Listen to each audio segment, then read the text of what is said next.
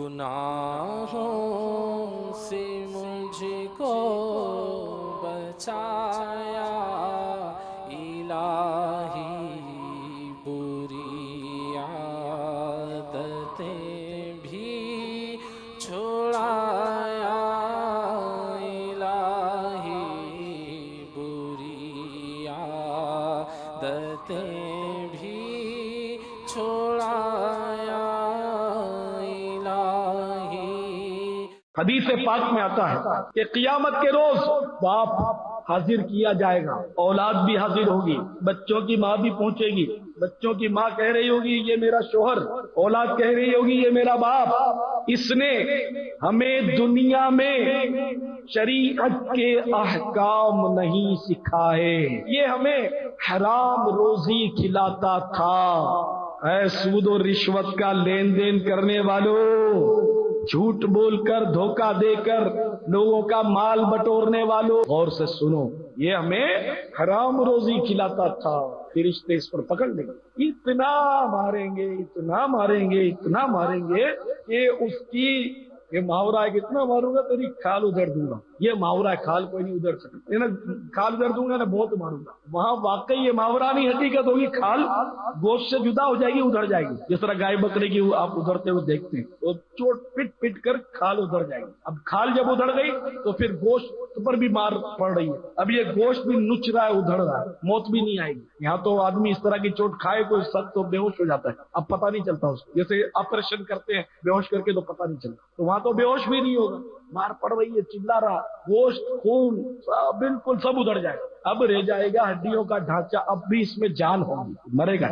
وہاں تو موت نہیں آئے گی۔ اب اسے پکڑ کے میزان پر لایا جائے گا، یعنی یہ ایسی تکلیف ہے خدا کی قسم اس کا اندازہ کوئی کر ہی نہیں سکتا۔ سننا سنانا بہت آسان ہے لیکن تصور کرے تو کلیجہ کانپ جائے کہ اگر ایک کوئی ڈنڈی مارے دوسری ڈنڈی وہ نہیں کھا سکتے، تو فرشتوں کی مار کیسی ہوگی جب چمڑی اور گوشت کے چیچڑے اڑ رہے ہوں گے اور نہ بے ہوشی چھا رہی ہوگی نہ موت آ رہی ہوگی۔ بہرحال لایا جائے گا میزان پر، فرشتے اس کی نیکیاں نکالیں گے، تو اس کے اعمال جو ہوں گے وہ تو پہاڑ پہاڑ جتنی نیکیاں نکالیں گے، یعنی نمازیں ہوں گی، اس کے بعد روزے، زکاتیں، حج وغیرہ مثال، یہ بڑی بڑی نیکیاں اس کی نکالیں گے۔ اتنے میں پھر اہل و عیال بال بچے پہنچ جائیں گے اور اس کی نیکیاں لے لیں گے، ایک ایک کر کے وہ آئیں گے اور نیکیاں اس کی لے لیں گے، پھر اس کو فرشتے پکڑ لیں گے اور اعلان ہوگا کہ یہ وہ بد نصیب ہے کہ اپنے بال بچوں کی وجہ سے جہنم میں جا رہا ہے، اور یہ حسرت سے مڑ مڑ کر کہہ رہا ہوگا، اپنے بال بچوں سے کہہ رہا ہوگا، ہائے افسوس، اب میرے کندھوں پر صرف ان گناہوں کا بوجھ رہ گیا ہے جو میں نے تم لوگوں کے لیے کیے تھے، ہائے افسوس میں ہی بد نصیب تھا، اب مثال دے رہا ہوں، میں ہی بد نصیب تھا، ہائے افسوس تم ڈرامے دیکھتے تھے اور میرے مرنے کے بعد بھی تم فلمیں دیکھتے رہے، ہائے افسوس یہ لڈو میں نے لا کر تمہیں دیا تھا، ہائے افسوس تم پتنگ اڑایا کرتے تھے میں خوش ہوتا تھا، یہ تعلیم دے کر مرا، اب پتا چلا اس وقت پتا نہیں تھا، ہائے افسوس تم لوگ گانے سنتے تھے میں خوش ہوتا تھا، میں بھی چلاتا تھا تم بھی چلاتے تھے، ہائے افسوس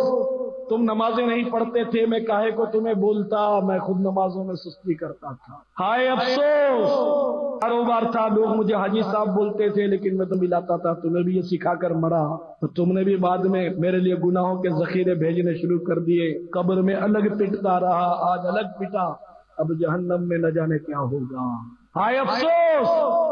اپنی بیوی کو بنا سجا کر میں شادیوں میں لے جاتا تھا،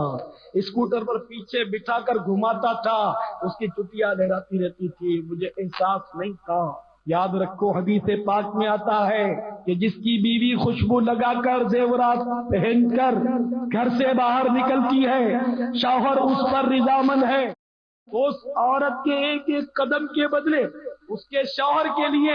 جہنم میں ایک ایک گھر تیار کیا جاتا ہے۔ اور اسلامی بہنیں بھی کان کھول کر سن لیں کہ معراج کی رات سرور کائنات چاہے موجودات صلی اللہ تعالی علیہ وآلہ وسلم نے ایک منظر یہ بھی دیکھا، ایک عورت بالوں سے لٹکی ہوئی ہے، دماغ اس کا کھول رہا ہے، عرض کیا گیا یہ عورت اپنے بال غیر مردوں سے نہیں چھپاتی تھی، ایک عورت کو دیکھا اس کے ہاتھ پاؤں پیشانی کے ساتھ بندھے ہوئے ہیں، سانپ اور بچھو لپٹے ہوئے ہیں۔ عرض کیا گیا یہ اپنے شوہر کی اجازت کے بغیر گھر سے نکل جاتی، حیض و نفاس سے غسل نہیں کرتی تھی۔ یاد رکھیے نیل پالش کی تہ ناخنوں پر جم جاتی ہے، اس کی وجہ سے نہ وضو ہوتا ہے، نہ غسل اترتا ہے، نہ نماز ہوتی ہے۔ ایک عورت کو دیکھا کہ اس کا جسم آگ کی قینچیوں سے کاٹا جا رہا تھا۔ عرض کیا گیا یہ اپنا جسم اور زینت غیر مردوں کو دکھاتی تھی۔ اے مارکیٹوں میں بے پردہ گھومنے والیوں، شاپنگ سینٹروں میں بے تکلفی کے ساتھ دکانداروں سے گفتگو کرنے والیوں، تم غور کر لو، سوچو، اے راست گوئی کیا قہر ہے تو، اے حق کی تلخی کیا سحر ہے۔ اے میرے پیارے بھائیوں، اللہ تعالیٰ آپ سب پر اپنا فضل و کرم فرمائے، آپ پر خوب خوب رحمتیں نازل فرمائے۔ اللہ تبارک و تعالیٰ آپ سب کو بار بار میٹھا مدینہ دکھائے۔ اللہ تعالیٰ آپ سب کو میٹھے مدینے میں زیر گنبد خضرا ایمان و عافیت کے ساتھ مدنی محبوب صلی اللہ علیہ وسلم کے قدموں میں موت نصیب فرمائے، جنت البقیع میں مدفن دے کر جنت الفردوس میں محبوب صلی اللہ علیہ وسلم کے پڑوس میں بسائے۔ میں تو آپ سب کا خیر خواہ ہوں، اپنی آخرت کی فکر کیجئے۔ دیکھیے اگر دنیا میں آپ کو کوئی یہ کہہ دے یا آپ بھی کہہ دے کہ بھائی آپ کی آستین میں بچھو جا رہا تھا، تو ابھی بے قرار ہو جائیں گے آپ، اور بچھو بھی کسی طرح بھی تلاش کر کے اس کو ماریں گے، اجتماع کو دھرم برم کر دیں گے شاید، اور پھر بچھو کو مارنے کے بعد 2 چانٹے اس کو بھی رکھ دیں گے۔ نہیں، اس کا تو بہت شکریہ ادا کریں گے کہ بھائی بہت شکریہ ورنہ میں تو مارا جاتا ہے، اس کا شکریہ ہی ادا کریں گے، ہے نا، ہو سکتا ہے اس کو کوئی تحفہ بھی دے دیں۔ تو دنیا میں آپ کو کسی نے بچھو بتا دیا، آپ نے اس کا شکریہ ادا کیا، بہت خوش ہوئے کہ اس نے اچھا و بر وقت مجھے سمجھا۔ تو اے میرے بھائیوں، مجھ سے ناراض نہ ہونا، میں آپ کو پیشگی بتا رہا ہوں کہ قبر میں بچھو آ سکتے ہیں، سانپ آ سکتے ہیں، آگ لگ سکتی ہے قبر میں، یہ کام کرو گے تو اس لیے ان سے بچو۔ تو میں بھی آپ کو کسی طرح سے خوفناک بچھوؤں کی نشاندہی تو کر رہا ہوں۔ مثلا جو نماز میں سستی کرتا ہے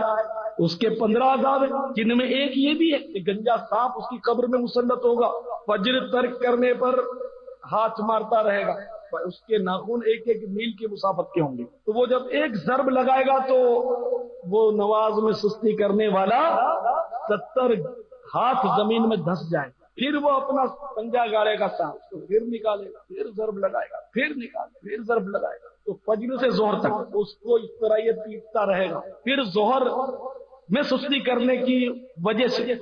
ظہر تا عصر اسی طرح سزا دیتا رہے گا، اسی طرح دوسری نماز۔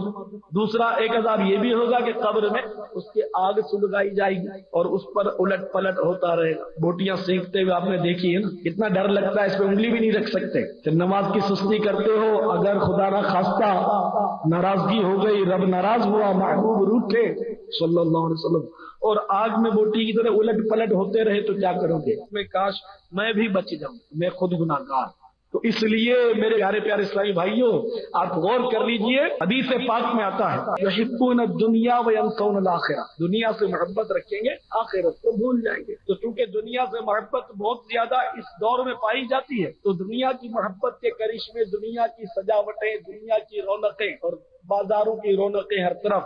دولت کی حوث ہر طرف، ایک دکان ہے تو دوسری چاہیے، دوسری ہے تو تیسری چاہیے، لاہور میں کام چل رہا ہے ٹھیک ٹھاک مگر پیٹ نہیں بھرتا، تو گجرانوالا میں بھی ایک برانچ کھولنی ہے، تو فیصل آباد میں بھی ایک برانچ کھولنی ہے، تو کراچی میں بھی برانچ کھولنی ہے، پاکستان میں ٹھیک ٹھاک کاروبار ہے، تو پاکستان سے باہر نکلو، تو باہر نکلے تو کہاں پہنچے؟ اچھا لندن میں، اچھا ٹوکیو جاپان، اچھا امریکہ، پوری دنیا میں آپ کو کمانا ہے۔ اور پھر میرے جیسے کہ منہ سے نکل جاتا ہے کیا؟ سیٹھ جی کو فکر تھی 1 کے 10 کیجئے، موت آپ پہنچی کہ حضرت جان واپس کیجئے، تو سیٹھ صاحب دیکھتے ہی دیکھتے لڑک جاتے ہیں۔ ہے کوئی سیٹھ ایسا جس نے کوئی موت پروف لباس یا موت پروف کار یا موت پروف کمرہ حاصل کیا؟ مرنا تو میرے بھائی، مرے بغیر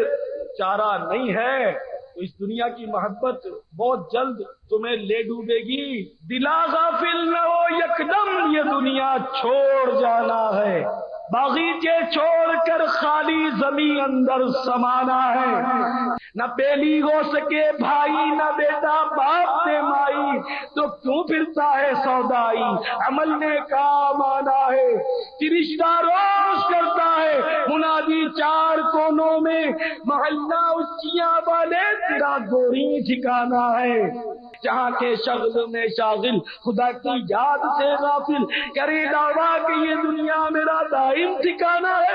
غلام اقدم میں کر غفلت حیاتی پر ہو غرہ خدا کی یاد کر ہر دم